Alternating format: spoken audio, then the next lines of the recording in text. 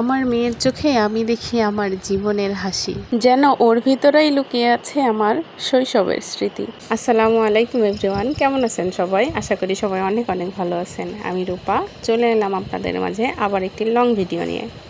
আজকে মূলত আমি আমার আম্মু আমার মেয়েকে সাথে করে চলে গেছিলাম আমাদের জমি দেখার উদ্দেশ্যে। গিয়ে দেখি সেখানে অসংখ্য ফুল ফুটে আছে, যা দেখে আমার মেয়ে বারবার বায়না করতেছিল, আম্মু আমাকে কিছু শাপলা ফুল এনে দাও, শাপলা চাই বলে বায়না ধরছিল।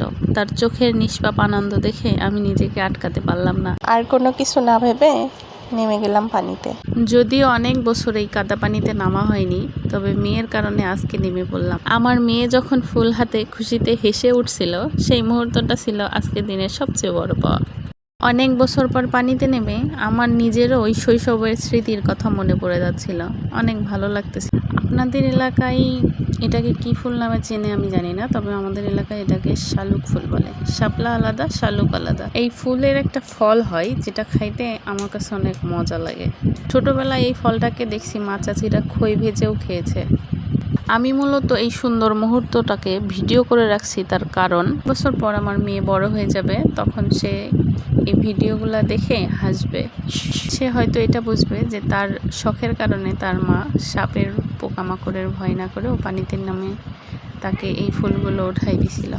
ফুলগুলো নিয়ে আমি কিছু ভিডিও করে রাখছিলাম, যেন পরবর্তীতে যেহেতু ফেসবুক কর্মী হয়েছি, রিলস আকারে ছাড়তে পারি। আমার আম্মু পাশে দাঁড়িয়ে মেয়ের খুশি আর আমার পানিতে নেমে ফুল উঠানো দেখে মুচকি হাসতেছিল। তখন মনে হলো 3 প্রজন্মের এই একসাথে কাটানো মুহূর্তটা আসল জীবনের সুখ।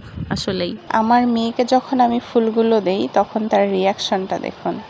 এই খুশিটা আমি লাখ টাকা দিয়েও কিনতে পারতাম না। ঠিক এই জন্যই আমি তাকে এত কষ্ট করে ফুলগুলো উঠাই দিলাম। আমার জীবনের সব থেকে সুন্দর ফুল হলো আমার মেয়ে, যার খুশিতে আমার নিজেকে সুখী মনে হয়। আমার মেয়ে ফুলগুলো পেয়ে অসম্ভব খুশি হয়েছিল, যা আপনারা ভিডিওতে দেখতে পাচ্ছেন।